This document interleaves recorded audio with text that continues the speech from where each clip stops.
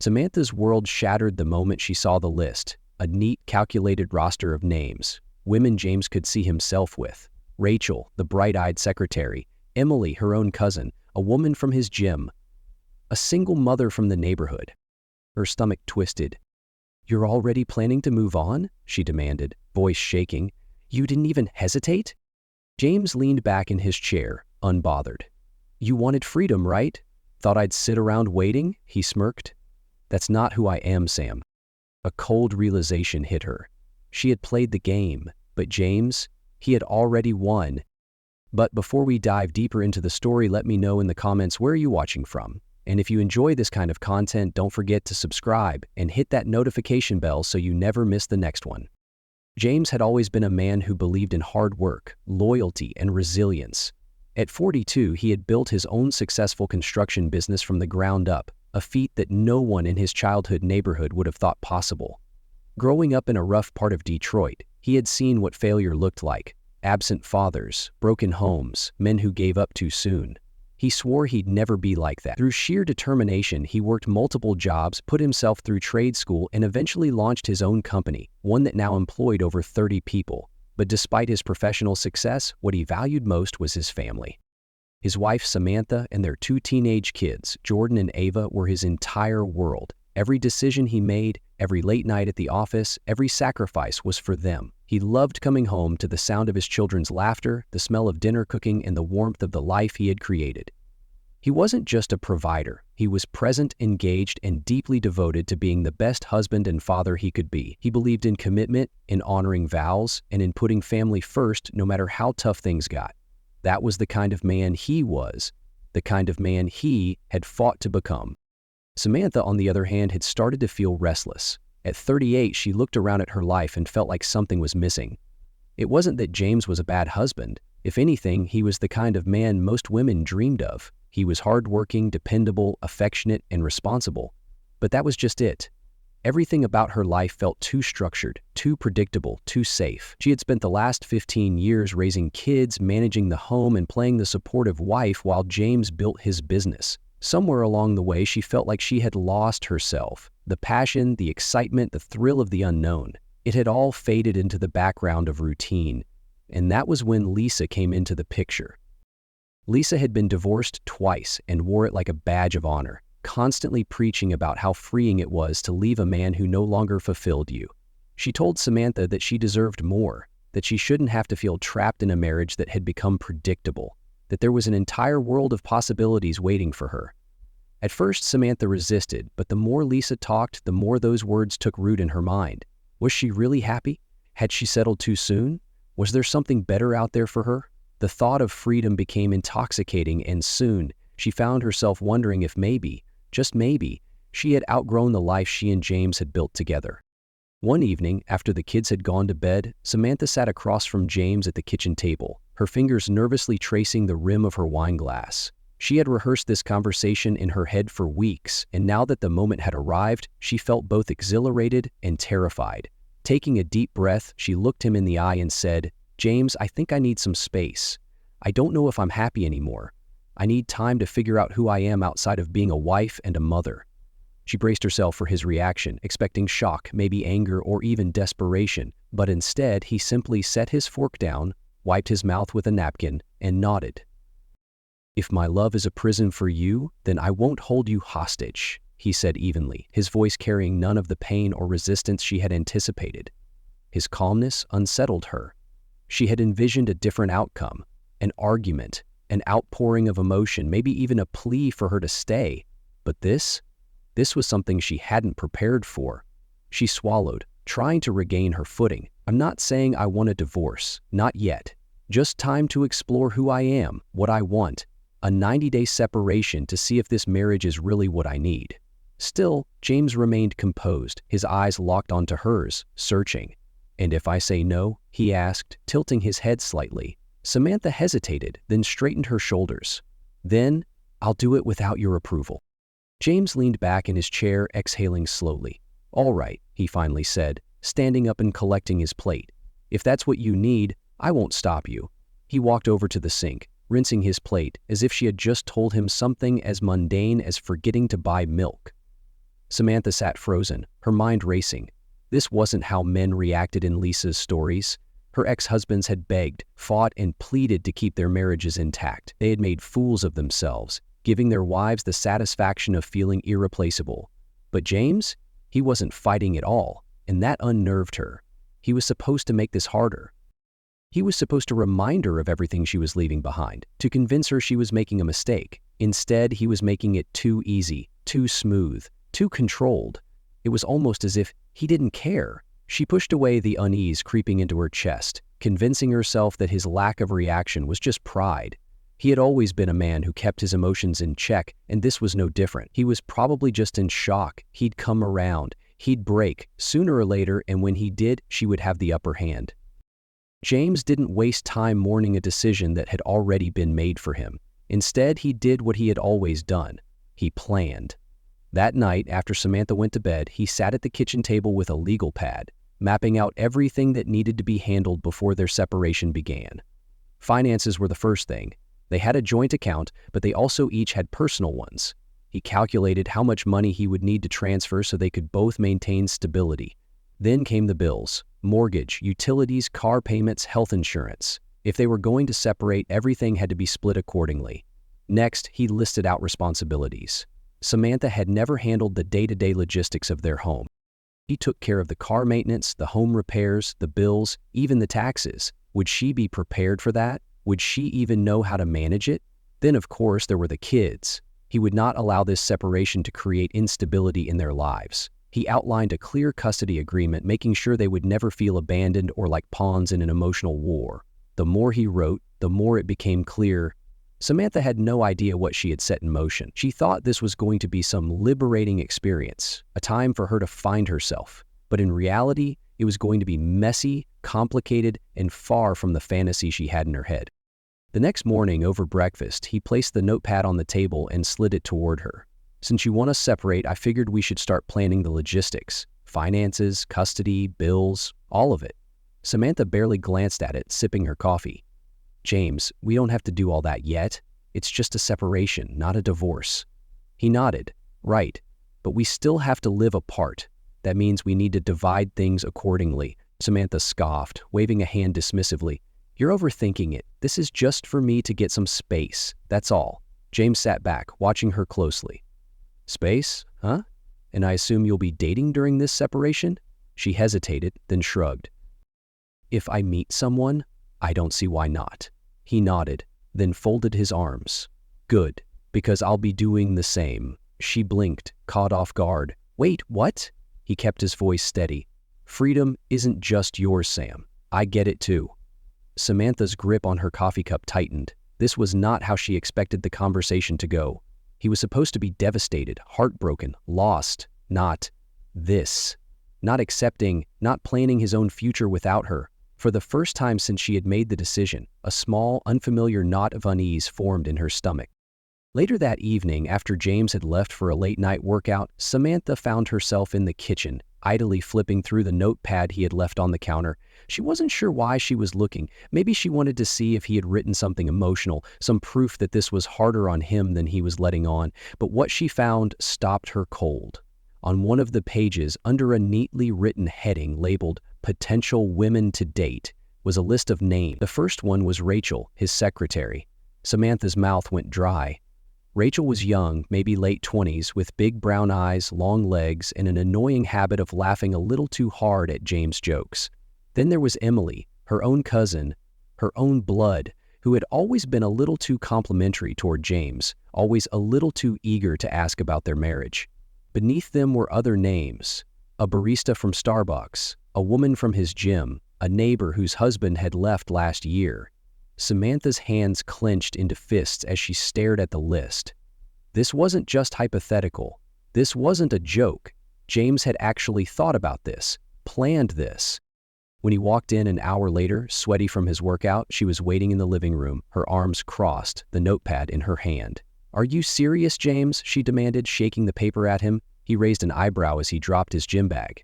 "About what?" "This," she snapped, shoving the notepad toward him. "You already have a damn list? You couldn't even wait until we separated before planning who you're going to screw next?" James glanced at the page, then back at her, completely unfazed. You told me you wanted to date other people, Sam. You expected me to sit around and wait? She scoffed. Rachel? My cousin Emily? Seriously? He shrugged. They showed interest. Her jaw tightened. You think I'm just going to sit here and watch you date people I know? James smirked, his voice low and deliberate. Now you know how I feel. Samantha didn't like this. She didn't like any of it. James wasn't supposed to move on first. He wasn't supposed to act like he didn't care. He was supposed to be crushed by this, miserable, waiting for her to come back. The power in this situation was supposed to be hers.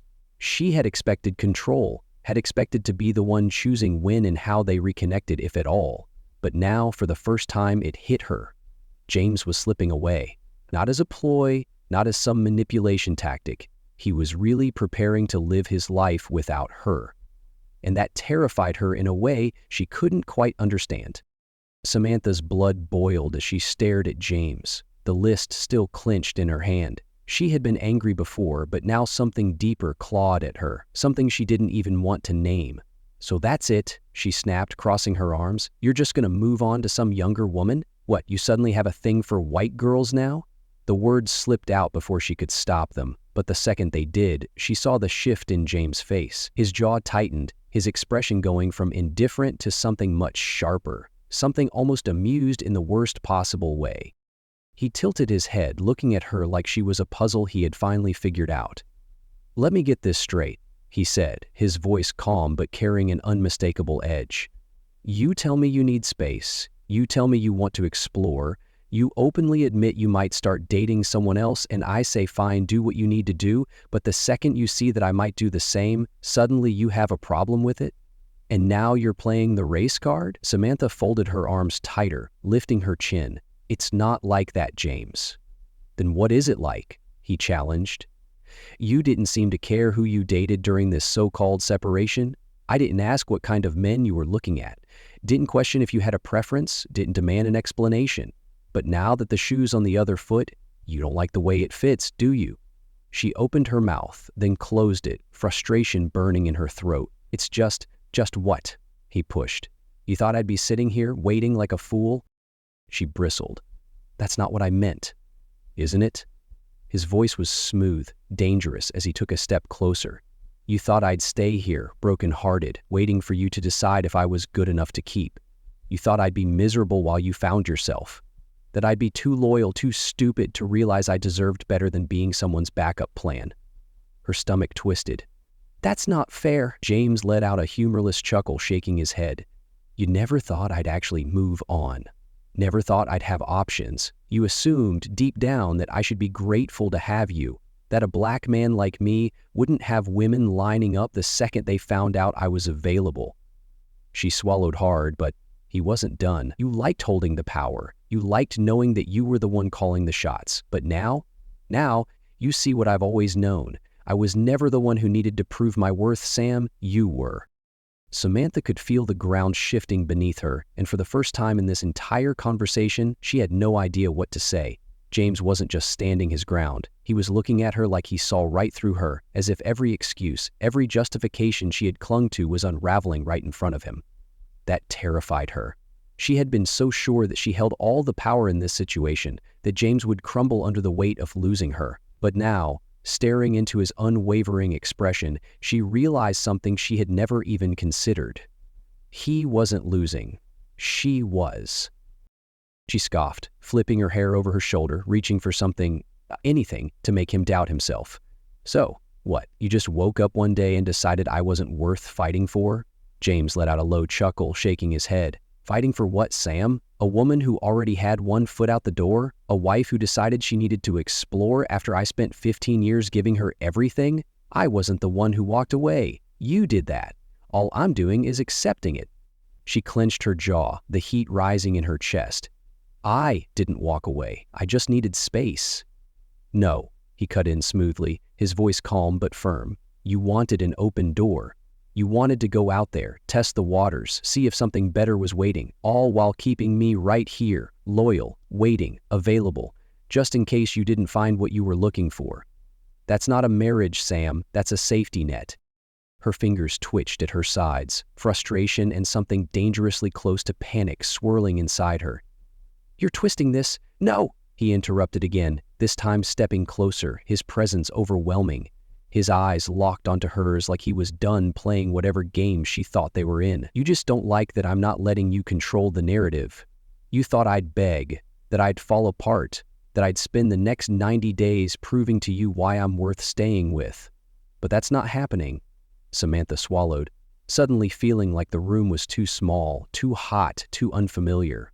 James had always been the steady one, the calm one, the man who never lost control. She had counted on that. She had needed that. But now, with him staring her down, his voice steady, his resolve unshakable, she realized just how badly she had underestimated him. And worse, she had underestimated just how replaceable she might actually be. James wasn't one to snoop, but something about the way Samantha had been acting lately made him pay closer attention.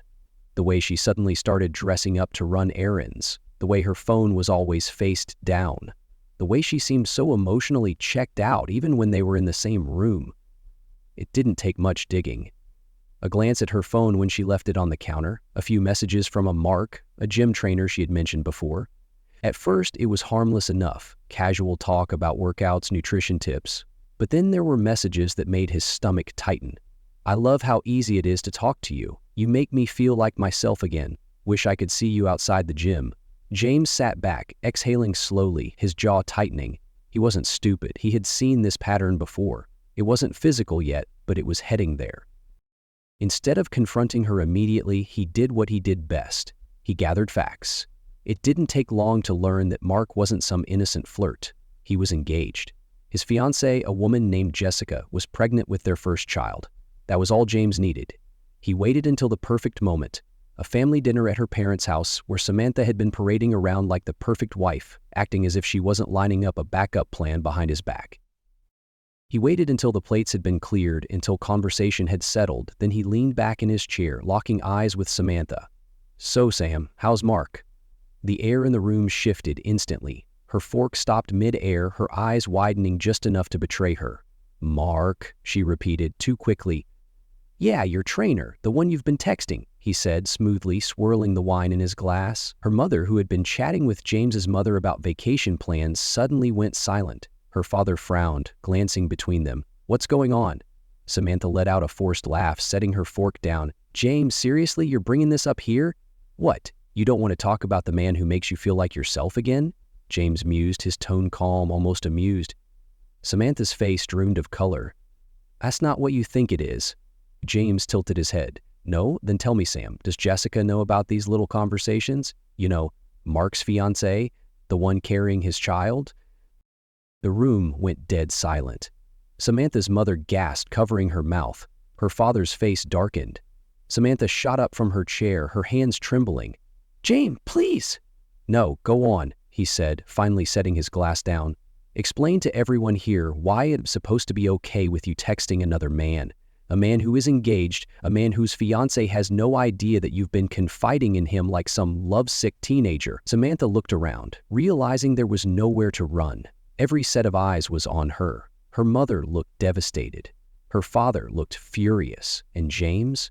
James looked like a man who had just checked out of this marriage completely. Samantha felt like she was drowning, gasping for any excuse, any justification that could salvage what was left of her dignity. She shook her head, her hands gripping the edge of the table as if steadying herself. "It's not what you think, James. I swear, we never did anything. We just talked." Her voice wavered, but she tried to sound firm. "It wasn't an affair." James leaned forward, resting his elbows on the table, his expression unreadable. "Just talked?" he repeated, his voice eerily calm. "So, let me get this straight. You're telling me that emotionally confiding in another man, sending messages that should only be meant for your husband, hiding conversations, and sneaking around like a guilty teenager doesn't count as an affair?" Samantha's father shook his head in disgust, pushing his chair back. "I raised you better than this," he muttered, but Samantha barely registered it. Her mother's face was pale, and her sister, who had been sitting quietly, finally spoke up. "Sam, what the hell were you thinking?" Samantha clenched her fists. I wasn't thinking, okay? I felt lost. I felt like I wasn't myself anymore, and Mark listened. He made me feel like I mattered. James let out a short, humorless laugh. Oh, he made you feel like you mattered? How convenient. And I'm sure you made him feel important too. But tell me something, Sam, does his pregnant fiancée make him feel less important? Or did you just not care about her because she wasn't part of your little self-discovery experiment? She flinched like he had slapped her, blinking rapidly. That's not fair, she whispered, her voice breaking. Oh, now it's about fairness? James shook his head. Let me ask you something. If I had been the one texting some younger, single woman telling her how she made me feel alive again, hiding it from you, would you accept this excuse? That's not the same thing, she blurted out, reaching for something, anything, to make this not look as bad as it was. Why? His voice was ice now. Because you're a woman? Because you didn't sleep with him? He tilted his head, his eyes narrowing. So, it's okay as long as you didn't sleep with him? That's what you're telling me? Samantha opened her mouth, then closed it, because what could she say? James exhaled, standing up, rolling his shoulders like a man who had just taken off a heavy burden.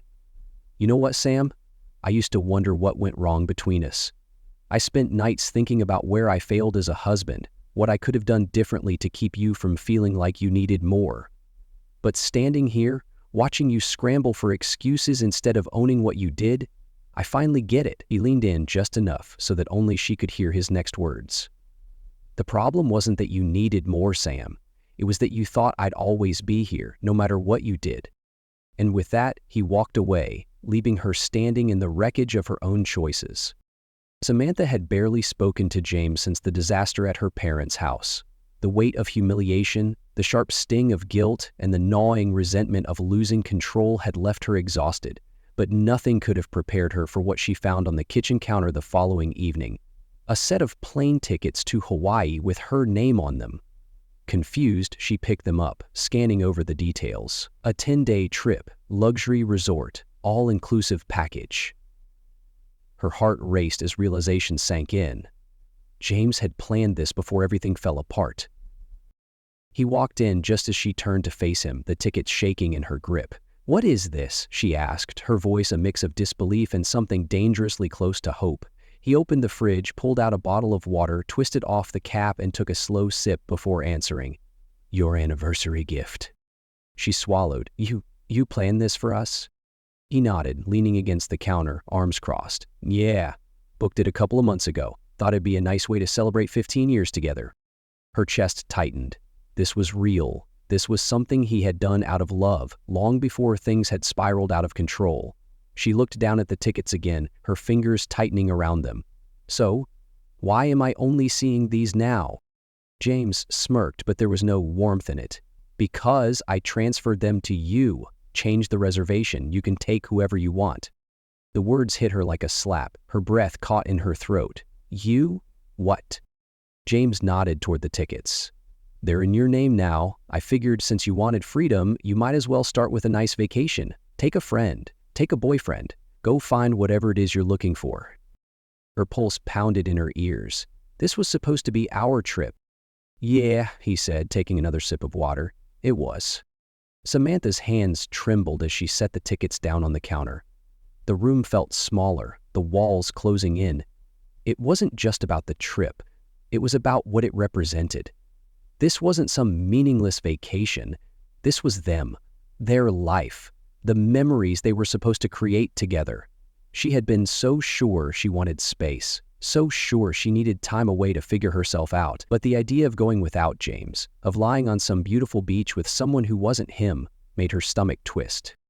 She looked up at him, searching for some crack in his resolve, something that would tell her this was just a game, a way to punish her before taking her back. But his face was unreadable, his eyes cool and distant. You don't mean this, she whispered, desperation creeping into her voice. You wouldn't just... I wouldn't just what? He interrupted, tilting his head slightly. Give you exactly what you asked for? She shook her head. James, come on. This was our trip. We can still go together. We can... No, he said simply. Her throat tightened. Why not? He exhaled, setting his bottle down on the counter, his gaze locking onto hers. Because I'm done trying, Sam. I planned this for us, for our marriage. But you made it clear that this isn't what you wanted anymore. So now, I'm just making sure you have all the space you need." Tears burned at the back of her eyes, but she refused to let them fall. "I don't want to go without you." "That's not my problem." Her breath hitched. "James, please, let's talk about this." "There's nothing left to talk about," he said, pushing away from the counter. "Enjoy your trip."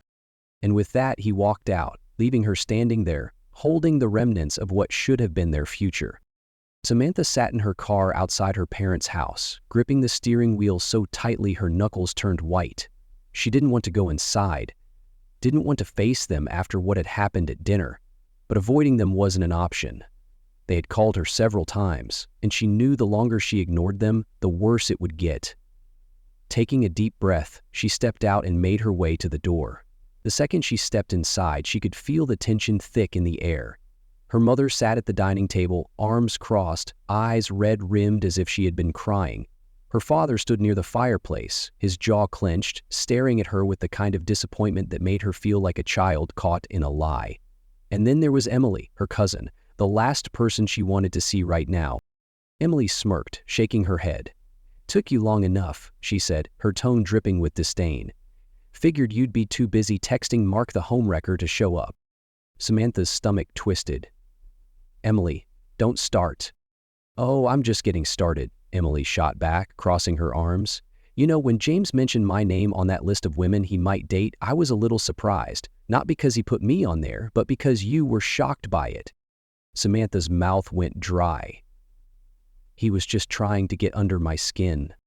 Emily let out a sharp laugh.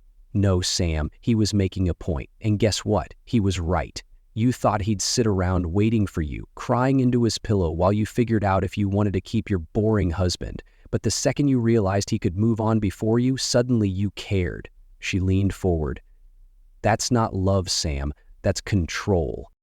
Samantha turned to her mother, desperate for some kind of support. "Mom, you know that's not true."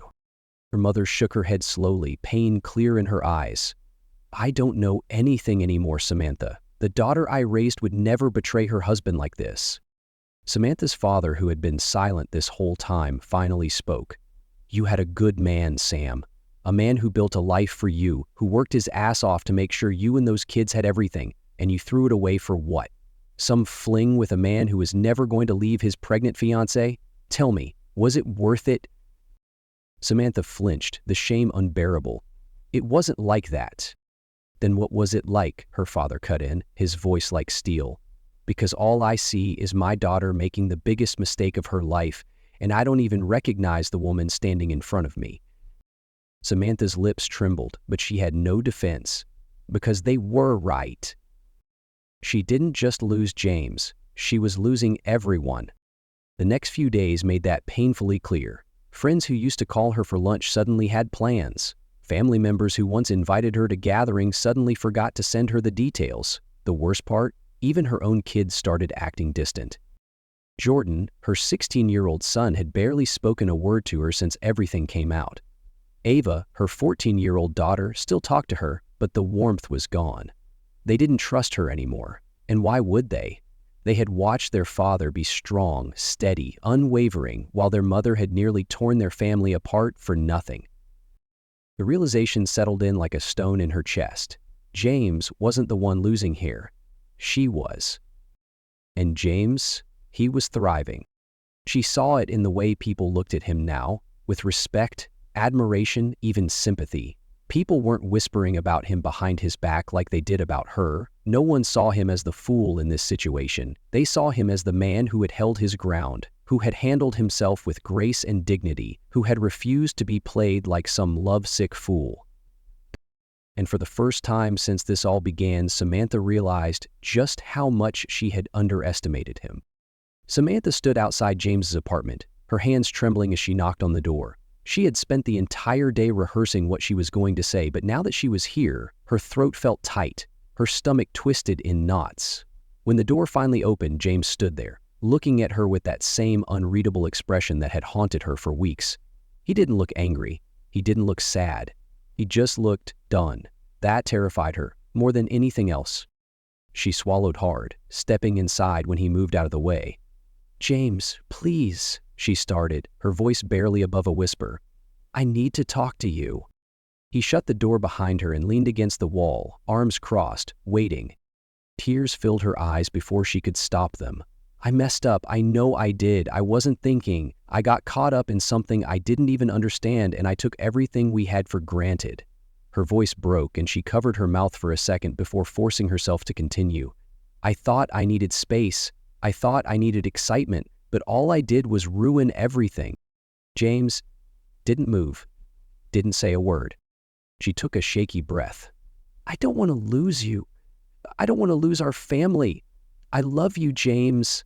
"I never stopped." She stepped closer, reaching for his hand, but he pulled away. The rejection hit her harder than she expected. "Please," she whispered, "just give me one more chance." James studied her for a long moment, his dark eyes piercing through every inch of her. Then, finally, he spoke. "You want another chance?" She nodded frantically. Yes, I do. I'll do anything." His jaw tightened as he exhaled. "All right. Then here's what you're going to do." She blinked, hardly believing that he was actually considering it. "Anything," she promised. James stepped past her and grabbed a notepad off the counter, flipping to a fresh page. "First, you're going to write a letter. Not for me, for yourself.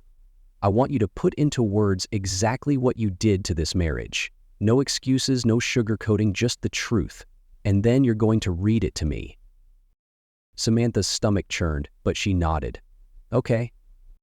"Second," he continued, "you're going to cut Lisa out of your life completely. I don't want to hear about her. I don't want to see her number on your phone. She encouraged this entire mess, and if you're serious about fixing what's left, you're going to get rid of the poison that got you here in the first place." Samantha clenched her fists at her sides. Lisa had been her friend for years, but deep down she knew James was right. Lisa had pushed her, convinced her that she deserved better, that she should throw away a good man for some fantasy, and where had that gotten her? "Fine," she whispered. "And third," James said, his voice dropping lower, "you're going to call Mark right now, and you're going to tell him that what happened was a mistake, that you regret ever speaking to him, and that he better keep his ass away from you from now on." Samantha's mouth went dry. James held out his phone. "Do it now." Her heart pounded as she took the phone from his hand, staring down at the screen. She had wanted a second chance. She had said she would do anything. Now was the moment to prove it. Samantha's fingers trembled as she dialed Mark's number, her pulse pounding so loudly she could barely hear the ringing. She had never felt so exposed, so humiliated, knowing James was standing right there, watching her every move, waiting for her to prove that she meant what she said. Mark answered on the third ring, his voice smooth as ever. "Hey, gorgeous. Didn't expect to hear from you tonight." Samantha squeezed her eyes shut, hating how easily he spoke, how little he cared about what he had helped destroy. She swallowed the lump in her throat and forced herself to speak. "Mark, listen. I can't talk to you anymore. What happened between us, what I let happen, it was a mistake. A huge mistake." Silence, then a low chuckle. "Oh, come on, Sam, we both know you don't mean that." Her grip on the phone tightened. "I do. I should have never confided in you. I should have never let things get as far as they did. You have a fiancé who's pregnant and I have a husband." She caught herself.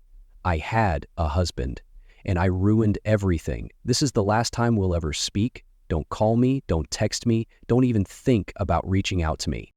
Mark scoffed, his tone turning sharp. "Wow, so now you're acting like you're some innocent victim? You were in this just as much as I was. You enjoyed every second of it." James took the phone from her hand, pressed a button, and hung up without another word. Samantha let out a shaky breath, looking up at him desperately. "I did it," she whispered. "I ended it. I'll block his number. I'll do whatever it takes." James stepped back, nodding slightly, but his expression didn't soften. "Good," he said simply. She waited, searching his face, waiting for the moment he'd tell her this was enough, that he'd stay, that they could fix this. But that moment never came. Instead, he picked up his jacket and his keys. Samantha's stomach twisted. "Where are you going?" James exhaled, rubbing a hand over his face before looking her dead in the eye. "I'm leaving, Sam." Her chest caved. "No." No, I did everything you asked. I wrote the letter. I cut off Lisa. I called Mark. I did everything. You said, I said you had to prove that you were serious, and you did, James said, his voice eerily calm. But that doesn't mean I can forget everything you put me through. It doesn't erase the pain. It doesn't undo the fact that I spent months feeling like I wasn't enough for you. I can't just turn off everything I've felt. Tears streamed down her face as she shook her head, stepping forward. But we can fix this. Please, please, James, don't go. He reached for the door, his fingers gripping the handle. I already did, Sam. The night you told me you needed freedom, I left. You just didn't notice until now. Her legs gave out and she collapsed onto the floor, sobbing as the door clicked shut.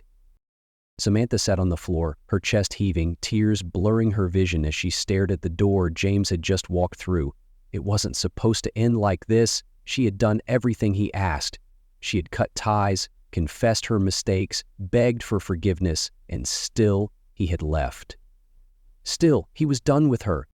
She pressed her hands against her face, willing herself to breathe, but the weight of everything crushed her. This wasn't how it was supposed to go. The sound of footsteps made her head snap up. The door hadn't closed all the way. James stood there, his hand gripping the edge of the frame. His face was unreadable, his body still, as if he were deciding something in real time. Samantha wiped at her face, scrambling to her feet. James! He held up a hand, silencing her. A long, excruciating pause stretched between them, his dark eyes searching hers, his expression impossible to decipher. Then, just when she thought he was about to walk away for good, he tilted his head slightly and said, What are you doing Friday night? Samantha blinked, her breath catching. What? His lips twitched, almost like he was amused, but the seriousness in his voice didn't waver. Friday night. Are you free? She could barely think, barely process what he was saying. Was this some kind of test? Was he playing with her? But James wasn't the type to play games. Her heart pounded. Are you asking me on a date? James finally turned fully, stuffing his hands into his pockets as he leaned against the doorframe. I guess I am. Samantha swallowed hard, a dozen emotions crashing into her all at once. I don't understand, you just said... I said I'm leaving. I didn't say we couldn't start over.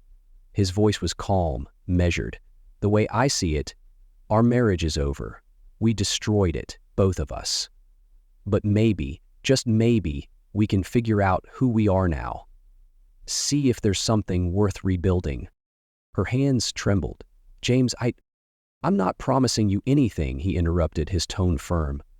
I'm not saying we're magically fixing this, but I think we both know we can't just go back to how things were. That's gone. His gaze held hers, unshaken, unwavering. So, the question is, do you want a chance to start something new? Samantha felt the breath leave her lungs. A new beginning. A fresh start. Not a marriage, not a promise of forever, but a chance. She let out a shaky exhale, her heart hammering. Yes, she whispered. I'd love to. Samantha sat in her car outside James's apartment, her fingers gripping the steering wheel as she tried to calm the whirlwind inside her. Just a few weeks ago, she had been so sure of herself, so certain that she needed space, excitement, something new. But now she was the one chasing him. She had never thought she would be in this position, not in a million years. She had expected James to fight for her, to break under the weight of losing her, to give her the control she craved. But instead, he had let her go, had even started preparing for a future that didn't include her. And now, she was the one fighting for him. And worse, she wasn't even sure if she could win. Taking a deep breath, she stepped out of the car and walked toward the building. Every step felt heavier than the last, the weight of her mistakes pressing against her chest. But she wasn't going to let pride stop her now. She had already lost so much, she couldn't lose him completely. James opened the door before she could knock, his expression unreadable, but something in his eyes told her he had been expecting her. Without hesitation, she met his gaze. I don't care how long it takes, she said, her voice firm.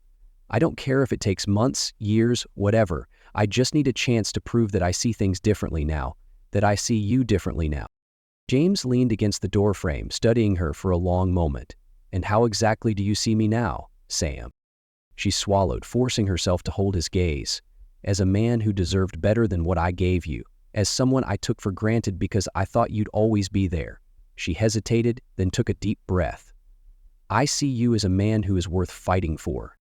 A flicker of something passed through his eyes, but he didn't say anything. She took another step closer. We destroyed our old relationship, James. I destroyed it. But maybe, just maybe, we can build a new one.